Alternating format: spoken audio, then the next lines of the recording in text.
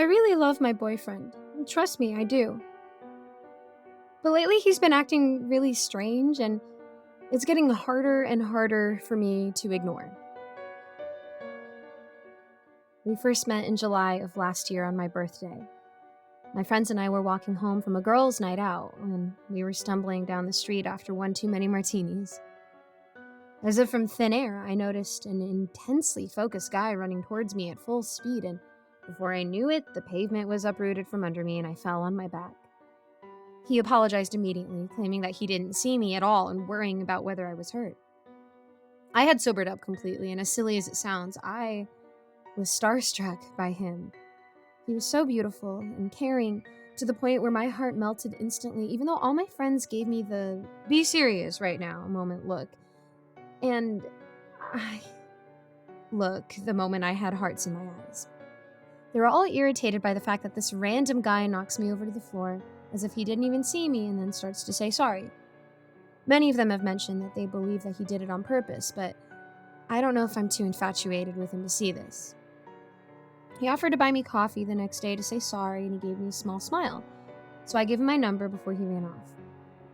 The next day, we had the best time.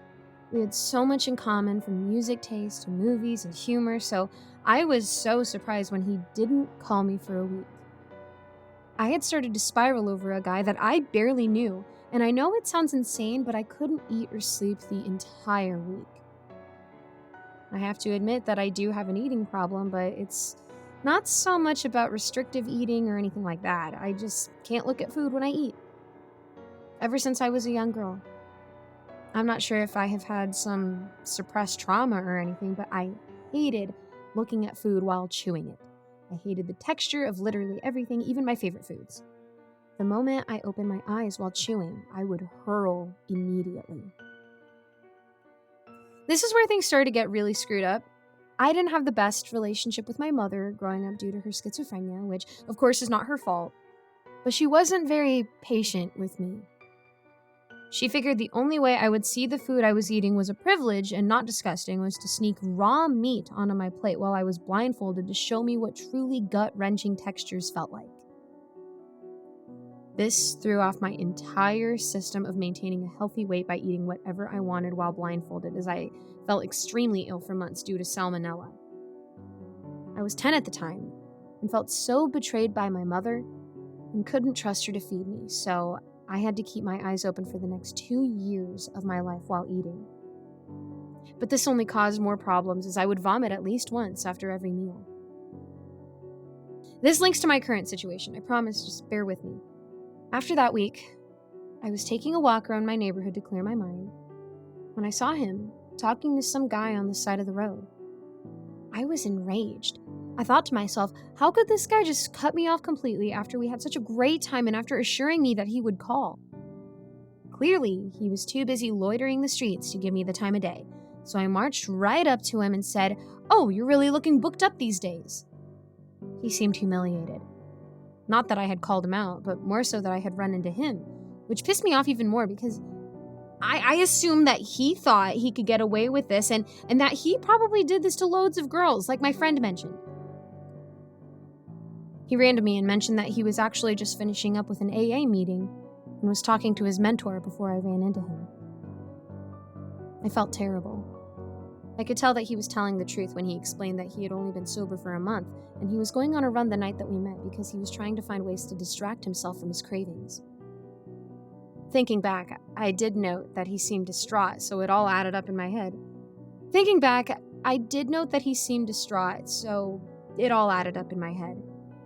He also explained that me being drunk the night we met was probably not conducive to recovery, so he was just taking some time away from his phone and trying not to get too involved with me, but stated that it was probably too late for that since he already had feelings for me and wanted to ask me out to dinner.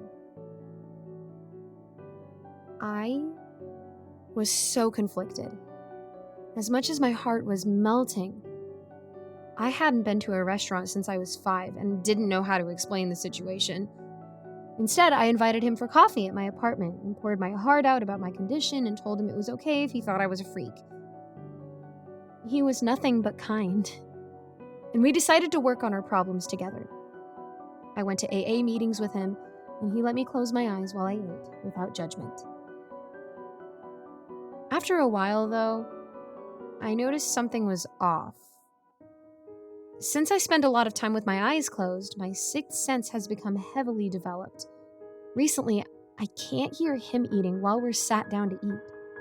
I can feel his breath on my skin, and don't ask me how I know, but I feel like he is millimeters away from my face, staring at me wide-eyed while I eat, smiling.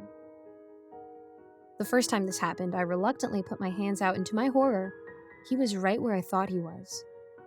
I laughed nervously and told him to stop, to which he laughed and said he was just joking around before playing it off by kissing me on the cheek.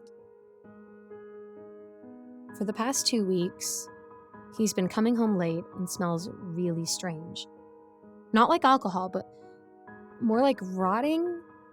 So he runs to the shower immediately before I can ask. And to be honest, I'm too afraid to ask anyways. I've been noticing the smell permeating our walls and garage floor of our apartment, but I can't quite put my finger on it.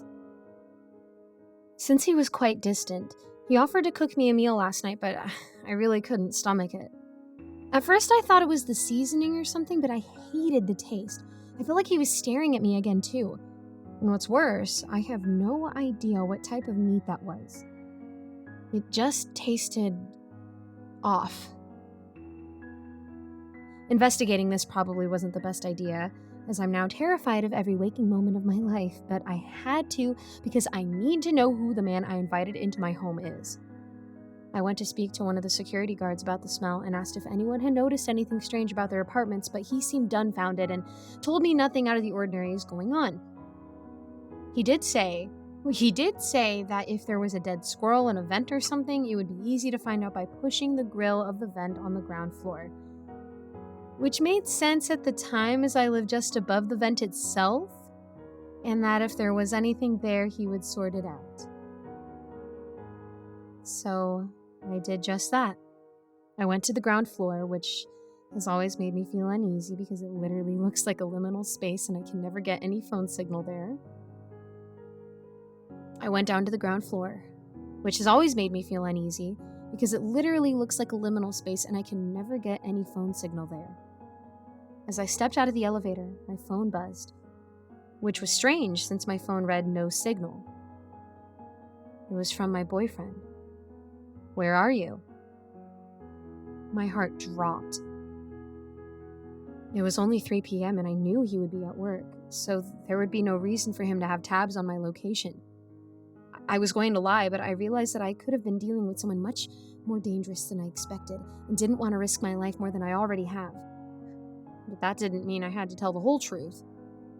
"I'm just on the ground floor doing the bins. Why? You okay?" I sent a heart emoji for good measure. My phone lit up as if on cue. "You're going to check the vents, aren't you?" What? How did he... None of this made any sense, and now I was all alone in a dark car park-like space with some creep messaging me. I then got another text from an unknown number. "Please open the vent. Help. I need to get out before it gets to me. I don't have much time, baby. Please." What is going on? I knew it was my boyfriend. I just did.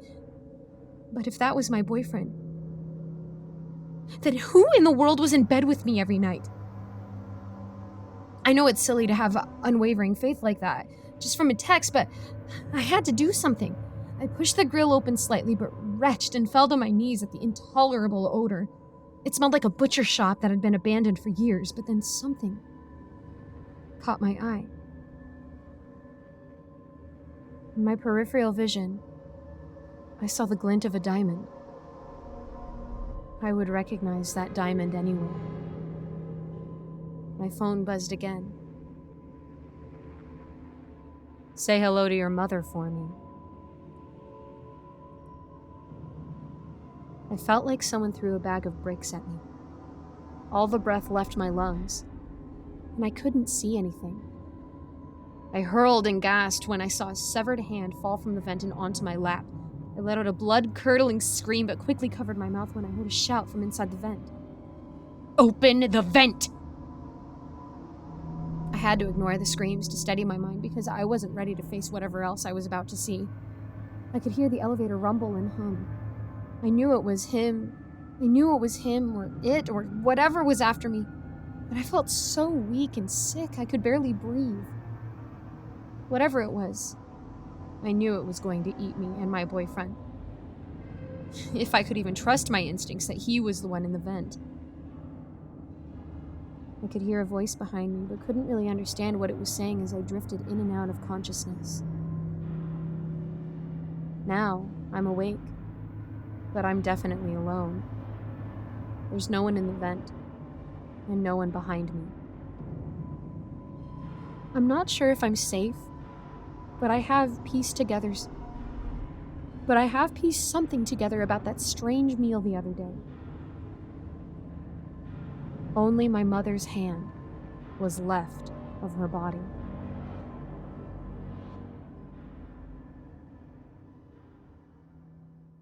Hello everyone, I'm Giggles, and thank you so much for listening to my narration. A quick shout out to all my patrons: Melissa Perez, Geek Sanctuary, Lawrence Wallen, Andreas Anderson London, Eric Cifuentes, Krzysztof Kozak-Slazak, Jesse Hartley, and Icy Narrates.